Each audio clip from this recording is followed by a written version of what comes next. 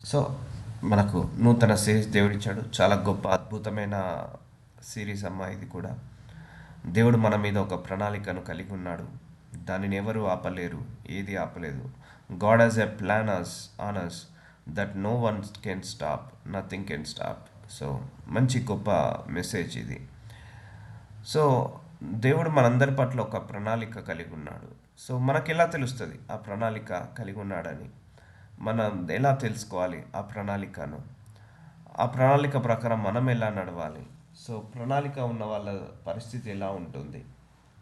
So, దాన్ని ఆయన ఆ ప్రణాళికను నెరవేర్చే వరకు మనకు ఎలా తోడుంటాడు? ఎంతవరకు తోడుంటాడు? ఆ నడిపింపు విధానం ఎలా ఉంటుంది? సో, అన్నీ కూడా మనం క్లియర్గా నేర్చుకుందాం. ఇది నూతన సిరీస్ అండి. ఒక స్టోరీ లాగా ఉంటుంది. ఒక అద్భుతం, మీరు ఎప్పుడు చూడని ఎక్స్పీరియన్స్. సో, ఆశ పెట్టుకొని రండి. ఈ 2025లో దేవుడు గొప్ప గొప్ప మర్మాలను బయలుపరుస్తా అన్నాడు. మన ఊహకందని మర్మాలను బయలుపరుస్తా అన్నాడు.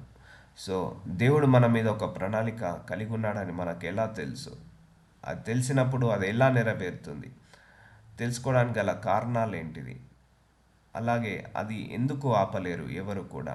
ఏది ఆపలేదు. ఎన్ని కష్టాలు వచ్చినా, ఎన్ని అవమానాలు, ఎన్ని నిందలు వచ్చినా, ఎన్ని ఎదురు దెబ్బలు వచ్చినా, దేవుడే ఆ చెయ్యి పట్టుకొని మనల్ని దాటిస్తూ దాటిస్తూ తన ప్రణాళికను నెరవేర్చుకుంటాడు. సో, చూద్దాము. ఇలాంటి సందర్భాలు బైబిల్లో అందరిది కూడా స్టడీ చేద్దామండి. ఈ సిరీస్లో అబ్రహాంని స్టడీ చేద్దాం, యోసేఫ్ని స్టడీ చేద్దాం, అలాగే దావీదుని స్టడీ చేద్దాం. వాళ్ళందరి మీద దేవుడు ఎట్లా ప్రణాళిక కలిగి ఉన్నాడు, ఎలా పిలుచుకున్నాడు, పిలుచుకున్న తర్వాత వాళ్ళు ఎన్ని కష్టాల గుండా వెళ్ళారు, ఎన్ని బాధల గుండా, ఎన్ని అవమానాల గుండా, ఎన్ని ఆపదల గుండా వెళ్ళారు.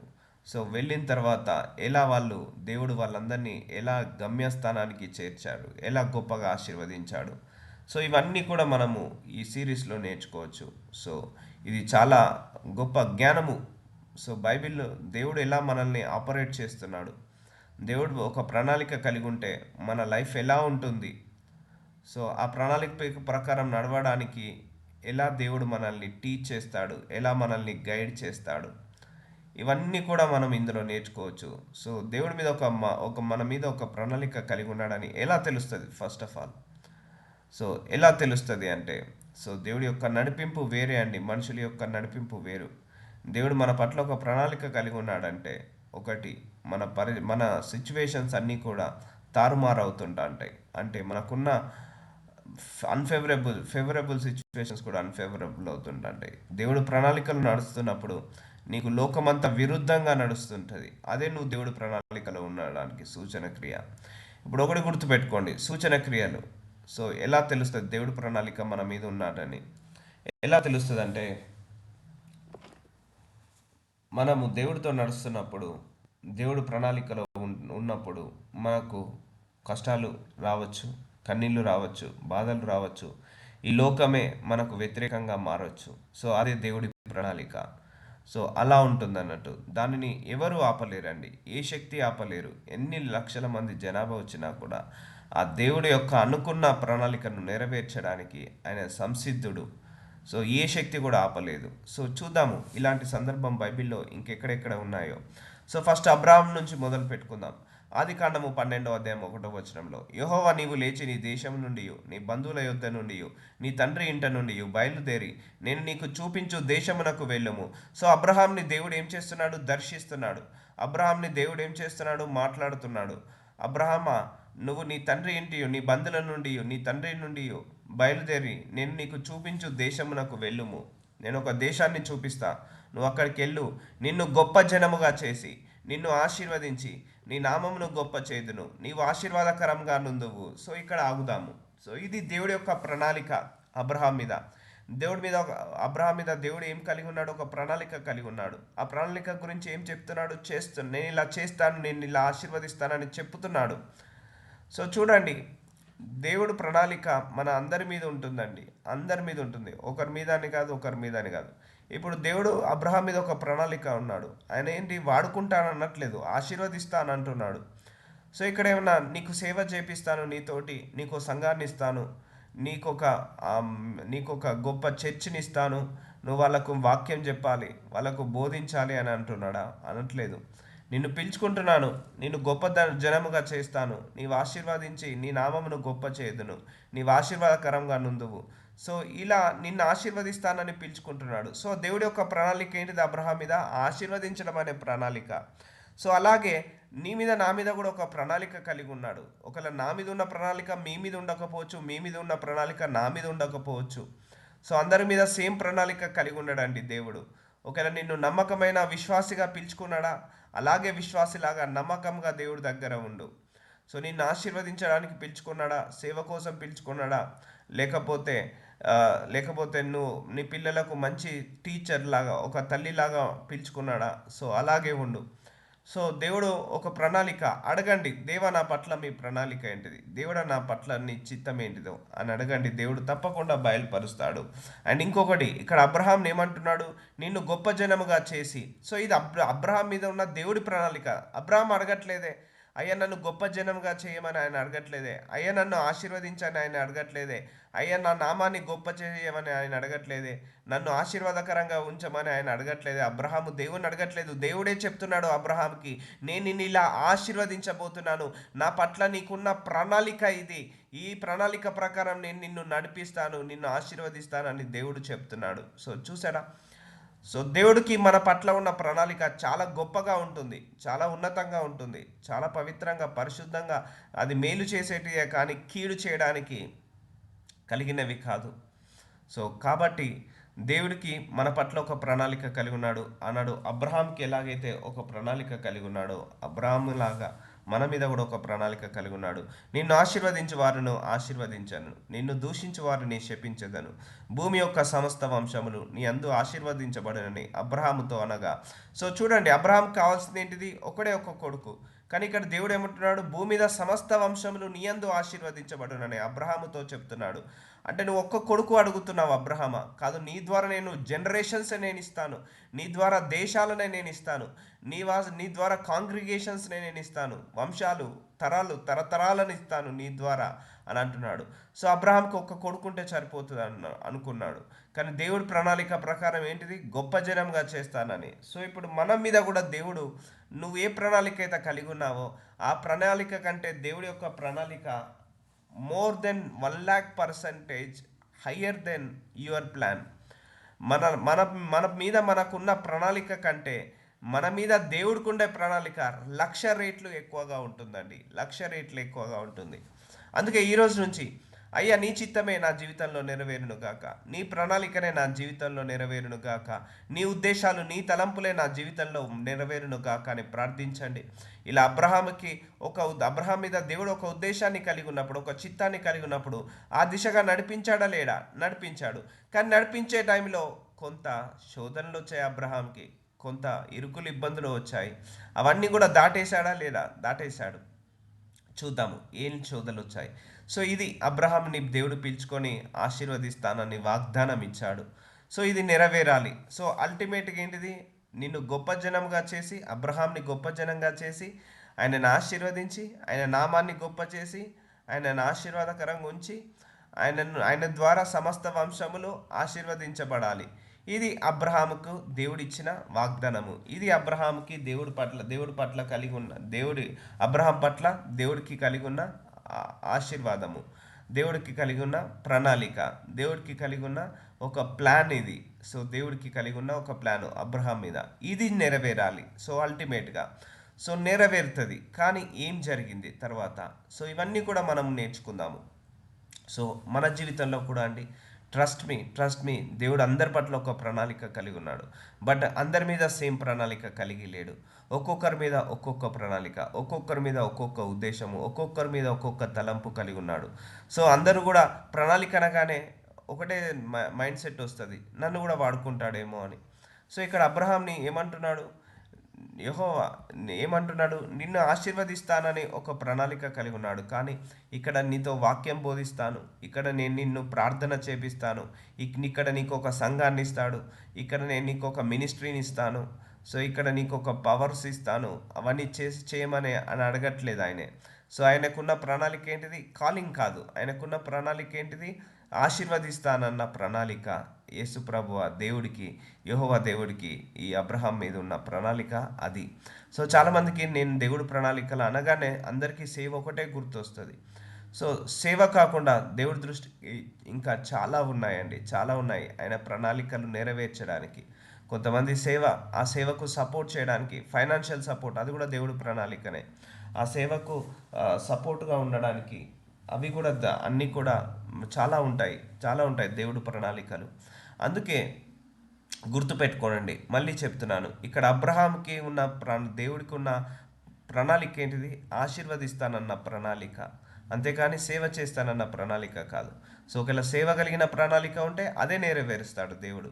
సో మనందరి పట్ల కూడా ఒక ప్రణాళిక కలిగి ఉన్నాడు. ఓకే, నా మీద సేవ చేయాలన్న ప్రణాళిక కలిగి ఉన్నాడు. మీ మీద ఆ సేవకు సపోర్ట్ చేయాలి కావచ్చు, లేకపోతే మిమ్మల్ని కూడా గొప్పగా ఆశీర్వదించి మీ ద్వారా అనేక మందిని ఆశీర్వాదకరంగా మారుస్తాడు కావచ్చు. సో అలా ఒక ప్రణాళిక కలిగి ఉన్నాడు. ఆ ప్రణాళిక ఏంటిదో దేవుణ్ణి అడగమనండి. ఇక్కడ అబ్రహాము లక్కీయెస్ట్ పర్సన్, ఎందుకంటే దేవుడు డైరెక్ట్గా వచ్చి చెప్తున్నాడు, అబ్రహామా నీ మీద నాకు ఒక ప్లాన్ ఉంది, నేను ఇలా ఆశీర్వదించబోతున్నాను అని ఫేస్ టు ఫేస్ చెప్తున్నాడు, రివీల్ చేస్తున్నాడు. సో మనం కూడా అడుగుదాము, రివీల్ చేస్తాడు. ఒక మ్యాన్ ఆఫ్ గాడ్ ద్వారా కావచ్చు, కళల దర్శనాల రూపకంలో కావచ్చు, లేకపోతే తలంపుల ద్వారా కావచ్చు, ఆయన కూడా రివీల్ చేస్తాడు. సో ఆశ కలిగి ఉండండి. ఇప్పటి వరకు మీరు ఎవరైనా ఎంతమంది ఆశ కలిగి ఉన్నారు? ఎస్, దేవుడికి అసలు నా మీద ఏం ఉద్దేశం ఉంది, అసలు ఏం ప్రణాళిక కలిగి ఉంది, అసలు ప్రణాళిక కలిగి ఉన్నాడా లేడా? ప్రణాళిక కలిగి ఉంటే నా జీవితము ఇలా ఎందుకు నడుస్తుంది? ఒకవేళ ప్రణాళికలో ఉన్నాను కాబట్టే నా జీవితం ఇలా ఉందా? సో ఇలాంటి questions you can raise to God. మీరు రేస్ చేయడం మొదలు పెట్టండి. ఇప్పుడు అబ్రహాం ఏమన్నాడు? నిన్ను ఆశీర్వదిస్తాను, నీ ద్వారా సమస్త జనములు వస్తాయని అన్నాడు. ఓకే ఫైన్, ఇప్పటి వరకు బాగుందండి. అబ్రహాం ఆశీర్వాదం అయితే చాలా హ్యాపీగా ఉంది మనందరికి కూడా. ఆయనను ఆశీర్వదించి ఆయన నామాన్ని గొప్ప చేసి అనేక మందికి ఆశీర్వాదకరంగా ఉంచి ఆయన ద్వారా సమస్త వంశంలను ఆశీర్వదించబడతాయని గొప్పగా అబ్రహాంకి ఒక ప్రణాళిక కలిగి ఉన్నాడు అబ్రహాం మీద. సో ఇప్పటి వరకు బాగుందండి. చూద్దాము. యెహోవా అతనితో చెప్పిన ప్రకారము అబ్రహాము వెళ్ళెను, లోతు అతనితో కూడా వెళ్ళెను. అబ్రహాము ఆరాను నుండి బయలుదేరినప్పుడు 70 ఏండ్ల ఈడు గలవాడు. చూసారా, 75 సంవత్సరాలకు అబ్రహాం మీద దేవుడు ఒక ప్రణాళిక కలిగి ఉన్నాడు. మేబీ ఈరోజు మీ ఏజ్ 40, 45, 35, 60, 70, 80 నాకు తెలియదండి. ఇప్పుడు అడిగితే దేవుడు కూడా మిమ్మల్ని ఈ ఏజ్లో కూడా మిమ్మల్ని లిఫ్టప్ చేయగలుగుతాడు. ఇక్కడ age doesn't matter to God. So దేవుడికి ఏజ్ అనేది మ్యాటర్ కానే కాదండి. సో 75 ఏళ్లకు 75 ఇయర్స్ అప్పుడు అబ్రహాం మీద దేవుడు ఏం కలిగి ఉన్నాడు? ఒక ప్రణాళిక కలిగి ఉన్నాడు. ఆ ప్రణాళికను నేను ఎగ్జిక్యూట్ చేస్తాను, ఆ ప్రణాళిక ప్రకారం నిన్ను నడిపిస్తాను అని చెప్తున్నాడు. అబ్రాము తన భార్య అయిన షారాయిని, తన సహోదరుని కుమారుడైన లోతును, హరానులో తానున్న వారును, ఆర్జించిన యావదాస్తిని, వారు సంపాదించిన సమస్తమైన వారిని తీసుకొని కనాను దేశమునకు వచ్చిరి. చూసారా, వేరే దేశానికి వెళ్ళారు. అబ్రహాంని చెప్పాడు నిన్ను ఆశీర్వదిస్తానని, ఆ మాట పట్టుకున్నాడు, నమ్మాడు, విశ్వసించాడు. బ్లైండ్గా ఏమయ్యాడు? తన భార్యను, తన యావదాస్తిని, తనకున్న సంపాదనను అంతా కూడా తీసుకొని కనాను దేశమునకు వెళ్ళాడు. అప్పుడు అబ్రహాము షెకెము నందలి ఒక స్థలము దాకా ఆ దేశ సంచారము చేసి మోరే దగ్గరనున్న సింధూర వృక్షం నొద్దకు చేరెను. అప్పుడు కనానీయులు ఆ దేశంలో నివసించిరి. సో ఒక దేశం నుంచి ఆయన ఇంకో దేశానికి ప్రయాణం అవుతున్నాడు. ఎందుకు ప్రయాణం అవుతున్నాడు? దేవుడి ప్రణాళిక ప్రకారం ఆయన నడుస్తున్నాడు. సో అప్పుడు కనానీయులు ఆ దేశంలో నివసించిరి. యెహోవా అబ్రామునకు ప్రత్యక్షమై నీ సంతానముకు ఈ దేశమునకు ఇచ్చేదని చెప్పగా అతడు తనకు ప్రత్యక్షమైన యెహోవాకు ఒక బలిపీఠము కట్టెను. సో ఇక్కడ ఏ దేశము? కనానీయుల దేశంకి వచ్చాడు. ఎవరు? అబ్రహామే. వచ్చిన తర్వాత అబ్రహాంకి దేవుడు ప్రత్యక్షమై ఏం చెప్తున్నాడు? యెహోవాకు నీకు నీ సంతానానికి ఈ దేశాన్ని ఇచ్చేస్తా. చూసారా, ఒక దేశాన్ని ఇచ్చేస్తా అంటున్నాడు. అబ్రహాంకి ఏం కావాలి? ఒక కొడుకే కావాలి. సో ఆయన ప్రణాళిక ఆయన మీద ఉన్నది చాలా చిన్నది. కానీ దేవుడు ఏమన్నాడు? నీ ద్వారా కొడుకులు, జనరేషన్, దేశాలు, తరాలు నీకు ఇస్తాను అని అబ్రహాంకి చెప్పాడు. సో ఇప్పుడు అబ్రహాంకి తన పట్ల ఉన్న ప్రణాళిక గొప్పదా? అబ్రహాం మీద ఉన్న ప్రణాళిక దేవుడికి ఉన్న ప్రణాళిక గొప్పదా? అబ్రహాం మీద దేవుడికి ఉన్న ప్రణాళిక చాలా గొప్పది, కానీ అబ్రహాంకి చిన్న ప్రణాళికనే ఉంది. సో కాబట్టి నీ మీద దేవుడు ఖచ్చితంగా నువ్వు ఏదైతే ప్రణాళిక నీ జీవితంలో కలిగి ఉన్నావో దానికంటే 1,00,000% 1,00,000% దేవుడు నీ పట్ల ప్రణాళిక కలిగి ఉన్నాడు. సో ఈరోజు మీ ఏజ్ ఏదైనా పర్లేదు, అయ్యా నా పట్ల ఏ ప్రణాళిక ఉందో నాకు బయలుపరచు, ఆ ప్రణాళిక ప్రకారం నన్ను నడిపించు. అబ్రహాంకి కూడా 75 సంవత్సరాల్లో నీ ప్రణాళికను రివీల్ చేసావయ్యా, నన్ను కూడా ఈ ప్రణాళికను రివీల్ చేయండి, నాకు బయలుపరచండి అని అడగండి. దేవుడు తప్పకుండా బయలుపరుస్తాడు. చెప్పగా అతడు తనకు ప్రత్యక్షమై ఒక బలిపీఠమును కట్టెను. అక్కడ నుండి అతడు బయలుదేరి బేతేలు తూర్పున కొండకు చేరి పడమట బేతులకు తూర్పునున్న హాయికి మధ్యకు గుడారం వేసి అక్కడ యెహోవాకు బలిపీఠము కట్టెను. అబ్రహాము ఇంకా ప్రయాణం చేయొచ్చు, దక్షిణ దిక్కును వెళ్ళాను. సో అబ్రహాము దేవుడు చెప్పిన ప్రకారము ప్రయాణమవుతున్నాడు. సో దేవుడి ప్రణాళిక ప్రకారము నడుస్తున్నాడు, దేవుడి చిత్త ప్రకారము నడుస్తున్నాడు, దేవుడు చెప్పిన మాట చేస్తున్నాడు. సో తర్వాత ఏమైంది? ఇప్పటి వరకు బాగానే ఉంది. దేవుడు పిలుచుకున్నాడు, వాగ్దానం ఇచ్చాడు, మంచి హ్యాపీ న్యూస్ ఇచ్చాడు. దేవుడు అబ్రహాముకి సంతోషకరమైన న్యూస్ ఇచ్చాడు. నీకు పిల్లల్ని ఇస్తాను, పిల్లల్ని ఇస్తాను, నిన్ను గొప్ప నామంగా చేస్తాను, నిన్ను అన్ని రకాలుగా ఆశీర్వదిస్తాను, నీ ద్వారా సంతానాలు వస్తాయి, నీ ద్వారా దేశాలు వస్తాయి, రాజులు వస్తారు, ప్రజలు వస్తారు, నీ ద్వారా ఈ భూలోకమంతా ఆశీర్వదించబడుతుంది, నిన్ను ఆశీర్వాదకరంగా ఉంచుతాను, నిన్ను ఆశీర్వదించే వాళ్ళను ఆశీర్వదిస్తాను, శపించే వాళ్ళను శపిస్తాను, దూషించే వాళ్ళను విమర్శిస్తాను అని దేవుడు గొప్ప గొప్ప వాగ్దానాలు ఇచ్చాడండి అబ్రహాంకి. చాలా ఉన్నత ప్రణాళిక కలిగి ఉన్నాడు. అప్పుడు ఆ దేశంలో కరువు వచ్చెను. ఈ వర్స్ అండర్లైన్ చేసుకోండి, కరువు వచ్చెను. చూసారా, ఇప్పటిదాకా దేవుడు హ్యాపీ న్యూస్ ఇచ్చాడు, మంచి సమాధానం ఇచ్చాడు, మంచి సాక్ష్యాన్ని ఇచ్చాడు, మంచి వాగ్దానాలను ఇచ్చాడు. మరి కరువు ఎందుకు వచ్చింది? సో అప్పుడు ఆ దేశంలో కరువు వచ్చెను. ఆ దేశంలో కరువు భారంగా ఉన్నందున అబ్రహాము ఐగుప్త దేశంలో నివసించుటకు అక్కడికి వెళ్ళెను. సో దేవుడు అన్నాడు, నువ్వు రా, నీ దేశాన్ని వదిలేసి ఈ దేశానికి రా అన్నాడు. ఆ దేశానికి పోయేసరికి ఏమైంది? కరువు వచ్చేసింది. సో ఆ కరువు ఎలా ఉందట? భారంగా ఉందట. సో ఎందుకు కరువు రావడం? దేవుడే పిలుచుకున్నాడు కదా, ఆ కరువు ఎందుకు ఇవ్వడము దేవుడు పిలుచుకున్న తర్వాత? సో చూడండి, దేవుడి యొక్క ప్రణాళిక నడుస్తున్నప్పుడు ఇరుకులు ఇబ్బందులు అవుతాయి. ఇక్కడ అబ్రహాముకి అదే జరిగింది. ఇప్పుడు ఆయన ఉన్న దేశంలో ఉంటే ఆ కరువు వచ్చేది కాదు. ఆయన ఉన్న దేశంలో కరువు లేదు, కానీ ఏ దేశానికైతే దేవుడు రమ్మన్నాడో ఆ దేశంలో కరువు వచ్చింది. సో ఈ లైన్ అండర్ చేసుకోవాలి మనందరం కూడా. సో ఇప్పుడు నీ జీవితంలో కూడా ఎన్నో కష్టాలు ఉండొచ్చు, ఎన్నో బాధలు ఉండొచ్చు, ఎన్నో ఇరుకులు, ఎన్నో ఇబ్బందులు, ఎన్నో సమస్యలు, ఎన్నో పోరాటాలు ఉండొచ్చు. It's a good news for you, because you are the under plan of God. దేవుడి ప్లాన్లో ఉన్నావు, దేవుడి కంట్రోల్లో ఉన్నావు, దేవుడి చిత్తంలో నువ్వు ఉన్నావు. సో అదొకటి మాత్రం మర్చిపోకండి. సో ఇప్పుడు చూడండి, ఇప్పుడు దేవుడి ప్రణాళికలో అబ్రహాం ఉన్నాడా లేదా? ఉన్నాడు. దేవుడు వేరే దేశానికి పిలిచాడా లేదా? పిలిచాడు. పిలిచిన తర్వాత ఆ దేశానికి కరువు వచ్చిందా లేదా? వచ్చింది. అంటే ఇప్పుడు ప్రణాళిక లేనట్ట దేవుడి పట్ల. సో ఒకటే గుర్తుపెట్టుకోండి, ఎన్ని కరువులు, ఎన్ని కష్టాలు వచ్చినా దేవుడు వాటన్నిటిని తీసివేస్తాడు. ఒకటి, అవి వచ్చాయి, కరువు వచ్చింది, నీకు ఇరుకులు ఇబ్బందులు వచ్చాయి, నీకు సమస్యలు పోరాటాలు వచ్చాయి, అవమానాలు నిందలు వచ్చాయి. Good news for you, good news for you. It's a, నువ్వు దేవుడి కంట్రోల్లో ఉన్నావు, దేవుడి నడిపింపులో ఉన్నావు, దేవుడి ప్రణాళికలో ఉన్నావు. సో ఇప్పుడు మీరు ఏ సిచ్యువేషన్ కూడా వెళ్తున్నారో నాకు తెలియదండి. మీరు ఎన్ని ఇరుకుల గుండా వెళ్తున్నారో, ఎన్ని సమస్యల గుండా వెళ్తున్నారో, ఒకటే గుడ్ న్యూస్ ఏంటంటే మీకు దేవుడి యొక్క ప్రణాళిక ఉంది కాబట్టి ఈ ఇరుకులు, ఇబ్బందులు, ఈ సమస్యలు, ఈ పోరాటాలు వస్తున్నాయి. ఇప్పుడు అబ్రహాము హ్యాపీగా ఒక ప్రదేశంలో నివసించాడు, కరువు లేదు, ఏమీ లేదు ఆ దేశంలో. కానీ దేవుడు ఎప్పుడైతే ఆశీర్వదిస్తాను అన్నాడో అప్పుడు వేరే దేశానికి తీసుకొచ్చాడు దేవుడు అబ్రహాంని. ఆ తీసుకొచ్చిన దేశంలో కరువు ఉంది. So God will test like that. మనందరినీ కూడా అలా టెస్ట్ చేస్తుంటా అంటాడు. ఇప్పుడు అబ్రహాంకి వచ్చిన దేశంలో ఏముంది? కరువు ఉంది. సో అప్పుడు కరువు ఇంకా భారంగా ఉన్నందుకున ఐగుప్త దేశంలో నివసించుటకు అక్కడికి వెళ్ళెను. అతడు ఐగుప్తంలో ప్రవేశించుటకు సమీపించినప్పుడు అతను తన భార్య అయిన షారాయితో, ఇదిగో నీవు చక్కని దానివని ఎరుగుదును. సో తన భార్యతో అంటున్నాడు, వేరే దేశానికి వచ్చిన తర్వాత, so you are looking beautiful, నువ్వు చూడడానికి చాలా అందంగా ఉంటావు షారాయి.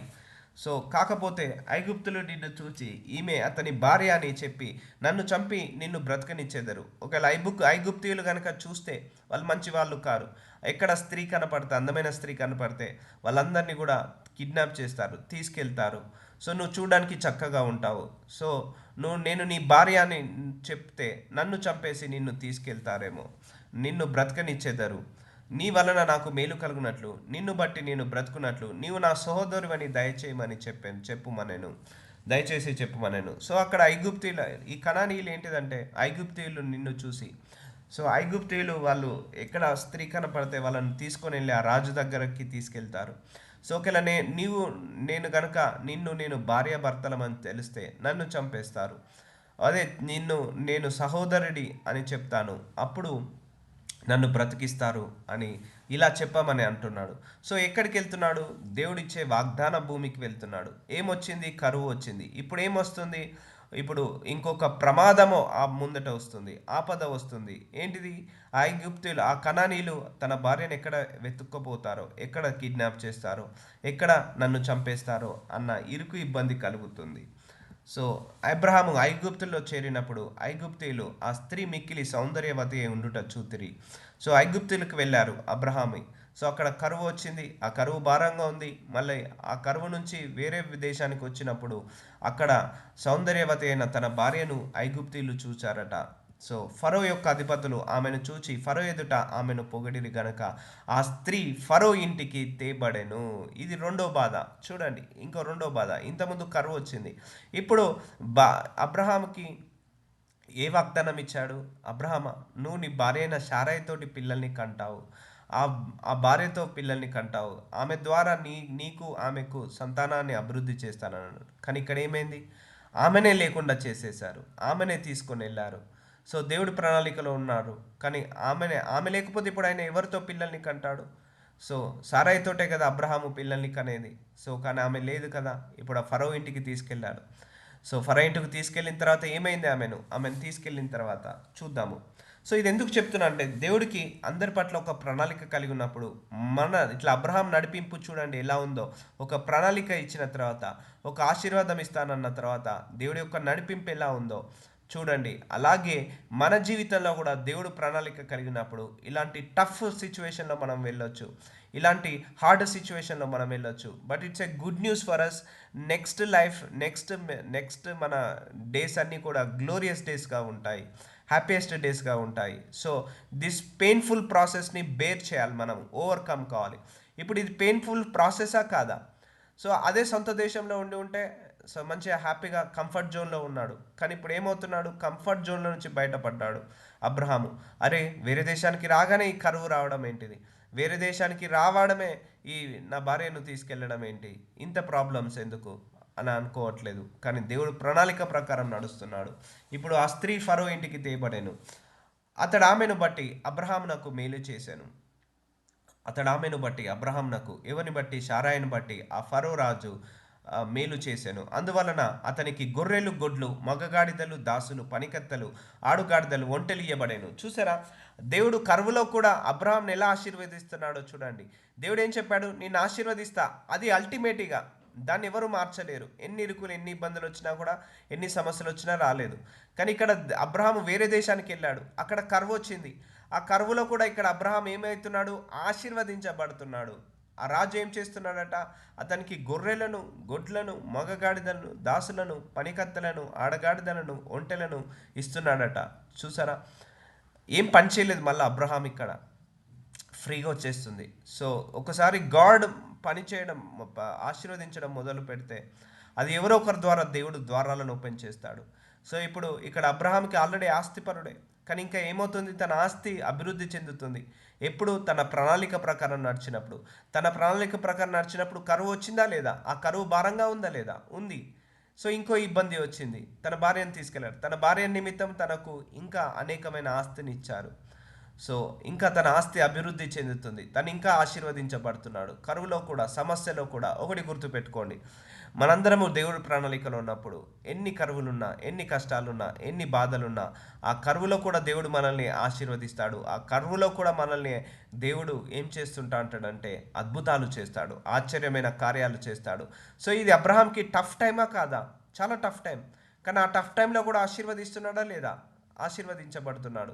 సో ఏదైనా ఆపగలుగుతుందా ఆయన ఆశీర్వాదాన్ని? ఏది ఆపలేకపోతుంది. కరువు ఆపలేకపోతుంది, రాజు ఆపలేకపోతున్నాడు, ఏ మనిషి ఆపలేకపోతుంది, ఏ పరిస్థితులు ఆయనను ఆపలేకపోతున్నాయి. సో చూడండి, ఇట్స్ ఎ లాజికల్ థింకింగ్. అన్నీ కూడా మీకు ప్రాక్టికల్ థింకింగ్గా చెప్తున్నాను.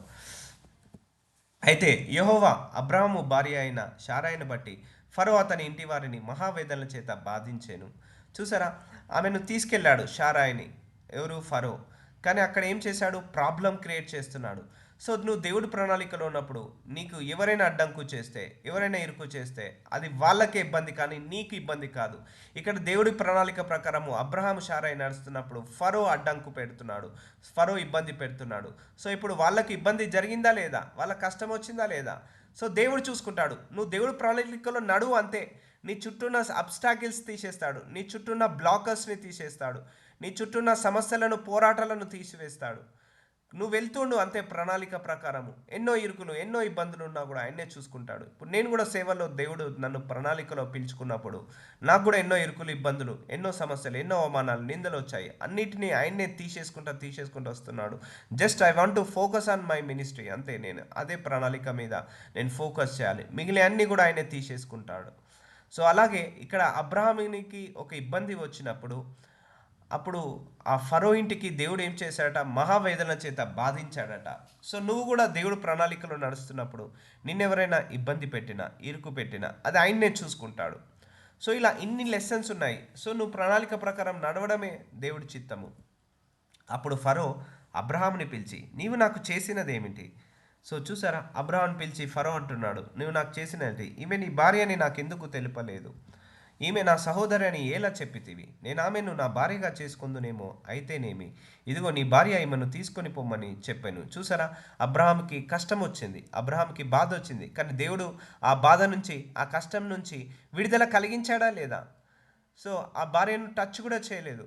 ఇగో నువ్వు నాకు చేసింది ఏంటిది, ఈమె నీ చెల్ల అని చెప్పుకున్నావు, నువ్వు అలా చెప్పుకోవడం వల్ల నేను ఈమెను తీసుకొచ్చుకున్నాను, ఈమెను తీసుకొచ్చుకొని నేను పెళ్లి చేసుకోవాలనుకున్నాను, ఈమెను పెళ్లి చేసుకుంటే నాకు చాలా అష్టకష్టాలు వచ్చేది, నీ దేవుడు నన్ను శిక్షించేవాడు, ఇదిగో నీ భార్య, ఈమెను తీసుకొని పొమ్మని చెప్పాను. సో చూసారా, ఆ ఇరుకుని, ఆ ఇబ్బందిని తీసేశాడా లేదా?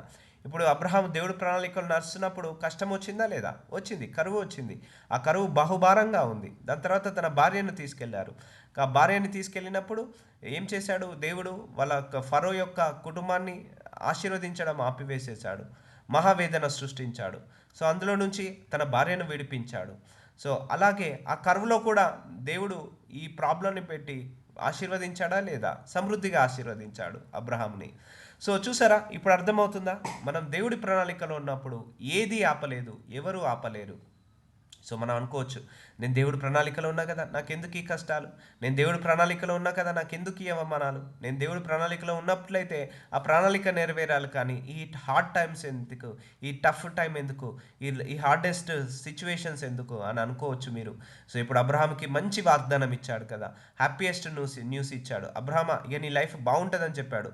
సో మరి వేరే ఊరికి రాగానే ఎందుకు ఈ కరువులు, ఎందుకు ఈ కష్టాలు, ఎందుకు ఆ భార్యను ఎత్తుకపోవడం, ఎందుకు ఆ భార్య పట్ల శోధనలు రావడం, ఎందుకు ఇలా ఇరుకులు, ఇబ్బందులు, భయాలు, ఆందోళన, చింతనలు? సో వాటన్నిటినీ దేవుడే తీసేశాడా లేదా? వచ్చాయి, రాలేదని కాదు. దేవుడు తీసేసేదా లేదా? తీసేశాడు. ఆ కరువులో కూడా ఆశీర్వదించాడా? ఆ కరువులో కూడా అద్భుతం చేశాడా?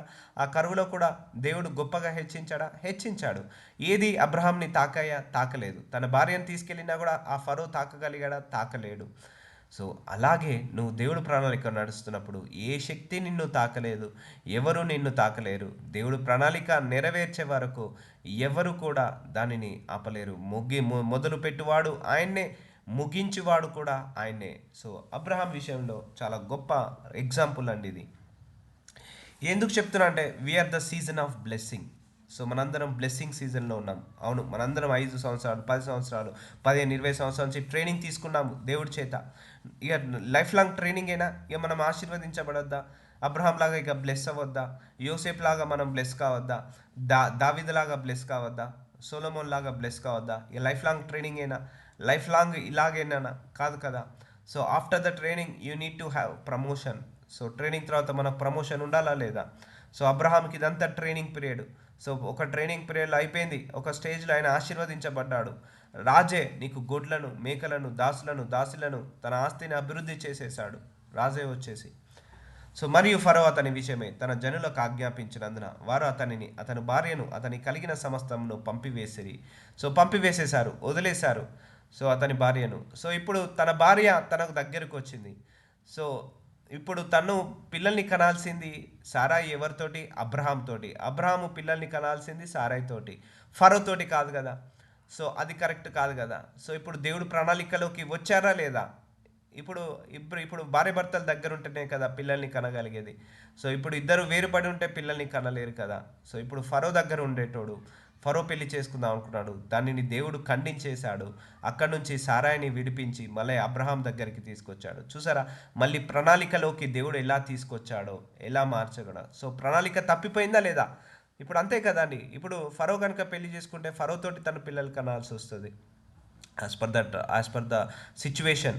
కానీ ఇక్కడ దేవుడు ఏం చేశాడు, అది ఖండించేసి ఆమెను ముట్టుకోకుండా చేసేసి మళ్ళీ అబ్రహాంకి జతగా పరిచి అబ్రహాంతో పిల్లల్ని కనడానికి ఆయన ఏం చేశాడు, దారి తప్పిపోయిన తన ప్రణాళికను మళ్ళీ దారిలోకి తెచ్చుకున్నాడా లేదా? తెచ్చుకున్నాడు. సో ఇలాగే ఉంటుందండి ఈ సిరీస్ అంతా కూడా. మీకు సెర్మనీ అంతా కూడా ఒక స్టోరీ లాగా ఉంటుంది, అందులో మధ్యలో ఒక క్వశ్చనింగ్ లాగా ఉంటుంది. ఈ సిరీస్ అంతా కూడా మీకు ఒక ఒక ఆన్సరబుల్ లాజికల్ క్వశ్చన్స్. ఎందుకు ఇలా జరిగింది, ఎందుకు అలా జరిగింది, ఇలా జరుగుంటే అలా ఉండేది కదా, అలా ఎందుకు జరిగింది. సో ఇలాంటి లాజికల్ క్వశ్చన్స్ మీకు వస్తుంటాయి, అందరూ శ్రద్ధగా వినండి. ఇంకా ఇలాంటి సిచ్యువేషన్ని మీ లైఫ్లో ఎక్కడెక్కడ జరుగుతున్నాయి ఇలాంటి అంటే సేమ్ అబ్రహాంకి అలా జరిగింది కానీ మనకు అలా జరిగిందని అనుకోవద్దే. సో మనకి ఇంకోలాగా జరుగుతుంటుంది, ఎందుకంటే మన మీద ఉన్న ప్రణాళిక దేవుడిది వేరు, అబ్రహాం మీద ఉన్న ప్రణాళిక దేవుడికి వేరు. సో కాబట్టి మన మీద ఉన్న ప్రణాళిక ప్రకారం మనకు కొన్ని సిచ్యువేషన్స్ వస్తుంటాయి. సో అదన్నీ కూడా మీరు గమనించండి, గ్రహించండి దేవుడు మనల్ని ఎలా నడిపిస్తున్నాడో. అబ్రహాము తనకు కలిగిన సమస్తమును తన భార్యను తనతో కూడనున్న లోతును వెంట పెట్టుకొని ఐగుప్తుల నుండి నెగేబునకు వెళ్ళాను. చూసారా, మళ్ళీ వాళ్ళు ఇద్దరు ఏకమయ్యారు, అబ్రహామును సారా. సో ఇద్దరు ఒక ప్రణాళికలోకి వచ్చారా లేదా? వచ్చేసారు. ఇక మళ్ళీ ఆ దేశం నుంచి, ఇక్కడ కనాను దేశం నుంచి ఇప్పుడు ఐగుప్తులకు, ఈజిప్ట్లకు వెళ్తున్నాడు అబ్రహాము దేవుడి ప్రణాళికలో. అబ్రహాము వెండి బంగారము పశువులు కలిగి బహుధనవంతుడై ఉండెను. చూసారా, అప్పటికే దేవుడు ఆ కరువులో కూడా ఆశీర్వదించబడ్డాడు. ఆయన ప్రణాళికలో ఉన్నప్పుడు ఎన్నో ఇరుకులు ఇబ్బందులు వచ్చినా కూడా గొప్పగా ఆశీర్వదించబడ్డాడు. ఆయనకు వెండి బంగారము పశువులు కలిగి బహుధనవంతుడై ఉండెను. సో చాలామంది అనుకుంటారండి, సో బంగారము దేవుడి సృష్టిలో ఒక సృష్టి, వెండి కూడా దేవుడి సృష్టిలో ఒక సృష్టి. సో నేను బంగారం వేసుకోవద్దు, వెండి వేసుకోవద్దు అని చాలామంది అపోహలో ఉంటారు. ఒకటండి, ఆ దేవుడిచ్చిన ఆశీర్వాదము గోల్డ్ కూడా. మరి ఈ గోల్డ్ వేసుకోవడం తప్పన్నప్పుడు, గోల్డ్ కొనుక్కోవడం తప్పనుకున్నప్పుడు క్రైస్తవులు, మరి అబ్రహాంకి దేవుడు ఎందుకు ఈ వెండిని ఇచ్చాడు, ఎందుకు ఆ బంగారాన్ని ఇచ్చాడు? ఆ అపోహను తీసేసుకోండి. అతడు ప్రయాణము చేయుచు దక్షిణము నుండి బేతేలు వరకు, అనగా బేతేలుకును హాయికిని మధ్య తన గుడారము ఎదుట మొదట ఉండిన స్థలము వరకు వెళ్ళి, సో మళ్ళీ ఇంకా ట్రావెలింగ్ చేస్తున్నాడు, వేరే దేశాల నుంచి వేరే దేశానికి తాను వెళ్తున్నాడు. తాను మొదట బలిపీఠము కట్టిన చోట చేరెను. అక్కడ అబ్రహాము యెహోవా నామమును ప్రార్థన చేశాను. అబ్రహాము కూడా వెళ్ళిన లోతునకు గొర్రెలు గుడ్లు గుడారంలో ఉండెను గనుక వారు కలిసి నివించుటకు ఆ ప్రదేశము చాలకపోయాను. సో అబ్రహాంని ఎలా ఆశీర్వదించాడంటే ఇక అన్లిమిటెడ్ బ్లెస్సింగ్స్ ఇచ్చేశాడు. అంటే ఇక ఎవరు ఆపలేనంతగా, ఎవరు లెక్కించలేనంతగా గొప్ప ఆశీర్వాదాన్ని అబ్రహాం పొందుకున్నాడు. ఆయనకి ఇక చాలదు కాదు, ఇక అన్లిమిటెడ్. ఒకసారి దేవుడు ఆశీర్వదించడం మొదలు పెడితే చాలా సమృద్ధిగా, అన్లిమిటెడ్ అంటారు కదా, ఇక నాట్ స్టాపబుల్ అంటారు, నెవర్ స్టాపబుల్. సో దేవుడు అలా ఆశీర్వదిస్తాడండి. సో ఒక్కోసారి దేవుడు ఆశీర్వదించడం మొదలు పెడితే ఇక స్టాప్ అనేది ఉండదు, కంటిన్యూస్ బ్లెస్సింగే ఉంటుంది. అలాగే ఇక్కడ ఆస్తి కలిగి నివసించలేనంత విస్తారమై ఉండేను. సో అబ్రహాంని దేవుడు అలా విస్తారంగా ఆశీర్వదించాడు. సో అనే ప్రణాళికలో ఉన్నప్పుడు అప్పుడు అబ్రహాము పశువుల కాపర్లకును లోతు పశువుల కాపరకు కలహం పుట్టెను. సో అబ్రహాంతో పాటు లోతు కూడా వచ్చాడు. వాళ్ళ పశువుల కాపర్లకు వీళ్ళ పశువుల కాపర్లకు ఏమైంది, గొడవలు వస్తున్నాయి. ఎందుకు? ఆడ కలిసి నివసించలేనంతగా ఎదిగిపోయారు, కలిసి నివసించలేనంతగా ఆస్తులు సంపాదించుకున్నారు. ఆ కాలమందు కనానీయులు పెరిజ్జీలు ఆ దేశంలో కాపురం ఉండిరి. కాబట్టి అబ్రహాము, మన బంధువులము గనక నాకు నీకు నా పశువుల కాపర్లకు నీ పశువుల కాపరకు కలహం ఉండకూడదు. సో ఒకరికొకరు గొడవలు ఎందుకు, మనం ఇద్దరము మన ఇద్దరం బంధువులం కదా, ఎవరి దారిలో వారు వెళ్దాము. సో గొడవలు పెట్టుకోకుండా ఈ దేశమంతయు నేనున్నది కదా, దయచేసి నన్ను విడిచి వేరుగా నుండుము. నీవు ఎడమ తట్టుకు వెళ్ళిన ఎడల నేను కుడి తట్టుకును, నీవు కుడి తట్టుకు వెళ్ళిన ఎడల నేను ఎడమ తట్టుకు వెళ్ళుదనని లోతుతో చెప్పాను. సో అంటున్నాడు, నువ్వు ఎడమ వైపుకి వెళ్తే నేను కుడి వైపుకి వెళ్తా, లోతు నువ్వు కుడి వైపుకి వెళ్తే నేను ఎడమ వైపుకి వెళ్తా అని లోతుతో చెప్తున్నాడు. ఎందుకంటే కలిసి నివసించలేనంత ఆస్తి సమృద్ధిగా ఆశీర్వదించబడ్డాడు అబ్రహాము. ఎక్కడ? వేరే దేశంలో. ఎలా? కరువులో కూడా. సో గుర్తుపెట్టుకోండి అమ్మా, ఇప్పుడు మీరందరూ ఒక సిచ్యువేషన్ గుండా వెళ్తున్నారు, టఫ్ సిచ్యువేషన్లో. I know it, but don't worry, those all are blessings only. So ఇలా అబ్రహాం కూడా టఫ్ సిచ్యువేషన్ కూడా వెళ్ళినప్పుడు దేవుడి మీద నమ్మకాన్ని కోల్పోలేదు, దేవుడి మీద విశ్వాసాన్ని కోల్పోలేదు. సో మనం దేవుడు ప్రణాళికలో ఉన్నామని తెలిసినప్పుడు ఇదే సూచన క్రియలండి. ఇప్పుడు దేవుడు ప్రణాళికలో ఉన్నప్పుడు అబ్రహాంకి ఇరుకులు, ఇబ్బందులు, సమస్యలు, పోరాటాలు వచ్చాయి. సో మనము కూడా సమస్యలు, పోరాటాలు, ఇరుకు ఇబ్బందులు వస్తున్నాయా? Good news for us, it's a we are under the plan, under control of God. మనం దేవుడు కంట్రోల్లోనే ఉన్నాము, ఇంకా దేవుడి ప్రణాళికలో ఉన్నాము, కానీ అది నెరవేరాలని కోరుకోవాలి. సో అబ్రహాంకి అయితే ఫేస్ టు ఫేస్ మాట్లాడి చెప్పాడు. దేవుడు కూడా మనకు కూడా ఫేస్ టు ఫేస్ మాట్లాడి చెప్తే బాగుండేది. అయ్యా నీ మీద ఈ ప్రణాళిక కలిగి ఉన్నాను, అమ్మ నీ మీద ఈ ప్రణాళిక కలిగి ఉన్నాను, బిడ్డ నీ మీద నేను ఈ ప్రణాళిక కలిగి ఉన్నాను అని ఇలా ఫేస్ టు ఫేస్ మాట్లాడుతూ చెప్తే అబ్రహాంకి అలా ఫేస్ టు ఫేస్గా రివీల్ చేశాడు. కానీ ఒకటే అడగచ్చు నువ్వు, అయ్యా నీ చిత్తమే నా జీవితంలో నెరవేరాలి, నీ ప్రణాళికనే నా మీద నెరవేరాలి, బయలుపరచునైనా నా మీద మీరు ఏ చిత్తము కలిగి ఉన్నారో, ఏ ప్రణాళిక కలిగి ఉన్నారో బయలుపరచండి, ఆ దిశగా నేను నడుస్తాను. ఒకటి, దేవుడి ప్రణాళిక, దేవుడి చిత్త ప్రకారం నడుస్తున్నప్పుడు కష్టాలు వస్తుండొచ్చు, బాధలు వస్తుండొచ్చు, అవమానాలు ఉండొచ్చు, ఇరుకులు, ఇబ్బందులు ఉండొచ్చు, సమస్యలు, పోరాటాలు ఉండొచ్చు. అవన్నీ కూడా దేవుడే దాటుకొని తీసుకెళ్తాడు. కానీ అది నీ హెడేక్ కాదు. ఇక్కడ అబ్రహాంకి భార్యను తీసుకెళ్ళాడు ఫరో. అబ్రహాంనే భార్యను విడిపించాడా? షారాయిని విడిపించాడా? లేదా? అబ్రహాం ఏమైనా వెళ్ళి మాట్లాడా? మాట్లాడలేదు. దేవుడే మాట్లాడాడు, సెట్ చేశాడు, తీసుకొచ్చాడు. అప్పుడు కరువు ఉన్నప్పుడు కూడా అబ్రహాము అడగకుండానే అబ్రహాంకి ఆస్తిపాస్తులను ఫరో ద్వారా ఇప్పించాడు ఆ కరువులో కూడా. సో చూడండి, ఇలా ప్రణాళికలో ఉన్నప్పుడు ఎన్ని సమస్యలు, ఎన్ని పోరాటాలు వచ్చినా కూడా ఆయన్నే తప్పించి వేస్తాడు, ఆయన్నే ఎస్కేప్ అయ్యేలాగా చేస్తాడు. సో ఇలా లోతు అండ్ అబ్రహాం గారికి ఇద్దరికి కూడా విభేదాలు వచ్చాయి బికాజ్ ఆఫ్ దేర్ ప్రాపర్టీస్. అంతే కదా అండి, ఇప్పుడు మన జీవితంలో కూడా మన ఆస్తిపాస్తులు ఉన్న దగ్గర ఎక్కువ గొడవలు ఉంటాయండి. అన్నదమ్ములకు ఆస్తిపాస్తులు ఉన్నప్పుడు, అక్కజల్లులకు ఆస్తిపాస్తులు ఉన్నప్పుడు గొడవలు ఎక్కువ అవుతుంటాయి, క్లాషెస్ ఎక్కువ అవుతుంటాయి.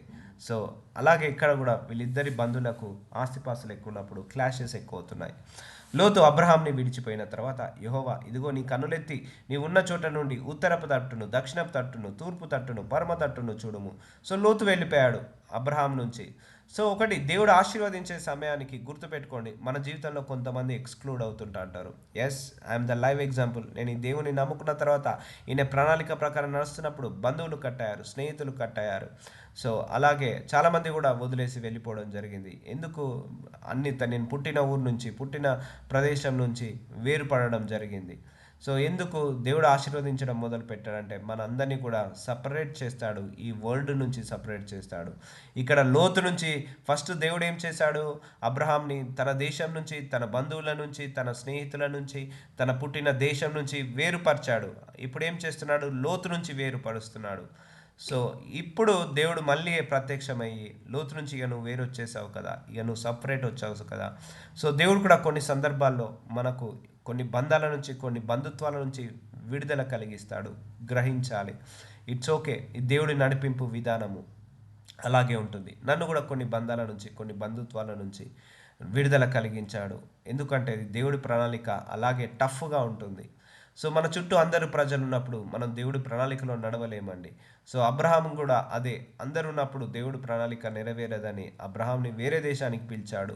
వేరే ప్రణాళికను ఆయనకు ఒక రూట్ మ్యాప్ లాగా ఇచ్చాడు. ఇచ్చి నువ్వు ఈస్ట్, వెస్ట్, నార్త్, సౌత్ 4 పక్కల నువ్వు చూడు, ఎందుకనగా నీవు చూచున్న ఈ దేశమంతటికి నీకు నీ సంతానముకు సదాకాలం ఇచ్చేదను. So Abraham అడిగాడా? ఇది అడగలేదు కదా. అబ్రహాం అడిగింది ఏంటిది? ఒక్కొక్క కొడుకు ఉంటే బాగుండని అనుకున్నాడు. కానీ దేవుడు ఏం చేస్తున్నాడు? నీకు దేశాలనే ఇస్తాను, ఈస్ట్, వెస్ట్, నార్త్, సౌత్, నీ కన్ను చూపు ఎక్కడి దాకా వెళ్తుందో అబ్రహామా అదంతా నీ పిల్లలకి ఇచ్చేస్తాను. ఎంత పెద్ద ప్రణాళిక, ఎంత పెద్ద చిత్తము దేవుడు అబ్రహాం పట్ల ఉన్నది. సో అబ్రహాము ఉన్నకు దేవుడు మన మీద అలాగే ఉంటాడండి, పక్షపాతం లేని దేవుడు. సో అబ్రహాము దేవుడి ముందు యథార్థవంతుడుగా కనపడ్డాడు. దేవుడు అబ్రహాంని ఆశీర్వదించాలని కోరుకున్నాడు, అలాగే ఆశీర్వదిస్తున్నాడు. అబ్రహాం పట్ల ఒక ప్రణాళిక కలిగి ఉన్నాడు, ఆ ప్రణాళిక ప్రకారం అబ్రహాంని నడిపిస్తున్నాడు. సో ఇక్కడ ఏమైంది? నీవు చూచుచున్న ఈ దేశం అంతటిని, సో చూచుచున్న నీ కంటి చూపు ఎక్కడ వరకు వెళ్తుందో, ఈస్ట్, వెస్ట్, నార్త్, సౌత్, ఇదంతా నీ సంతానానికి సదాకాలం ఇస్తానంటున్నాడు. So greater blessing, so my high and blessing అన్నట్టు ఇది, అది ఇచ్చేస్తా అంటున్నాడు. మరియు నీ సంతానము భూమి మీద నుండి రేణువుల వల్ల విస్తరింపచేశాను. ఎట్లనగా ఒకడు భూమి మీద నుండి రేణువులను లెక్కింపగలిగిన ఎడల నీ సంతానము కూడా లెక్కింపవచ్చును. So will continue tomorrow. నజరుడైన యేసయ్య, అయ్యా మాకు ఒక కొత్త సిరీస్ని మాకు బయలుపరిచినందుకు వందనాలు. అయ్యా అబ్రహాం మీద ఒక ప్రణాళిక కలిగి ఉన్నారు మీరు. ఒక చిత్తాన్ని కలిగి ఉన్నారు. ఒక ఉద్దేశాన్ని కలిగి ఉన్నారు. దాని ప్రకారం నెరవేరుస్తున్నప్పుడు ఎన్నో ఇరుకులు ఇబ్బందులు వచ్చినా మీరే వాటన్నిటిని తీసివేసి మళ్ళీ అబ్రహాంని ఆ ప్రణాళికలో నడిపించారు తండ్రి. ఎస్ మై లార్డ్, నేను కూడా స్ట్రాంగ్గా బిలీవ్ చేస్తున్నాను. మా అందరి పట్ల కూడా మీరు ఒక ప్రణాళిక కలిగి ఉన్నారు. ఆ ప్రణాళిక ప్రకారమే మేము ఉన్నామని అనుకుంటున్నాం అయ్యా. కానీ ఈ రోజు నుంచి మేమందరం కూడా మీ చిత్త ప్రకారము మీ ప్రణాళిక ప్రకారము నడిచే శక్తిని మాకు దయచేయమని యేసు నామంలో ప్రార్థిస్తున్నాను తండ్రి. ఆమేన్.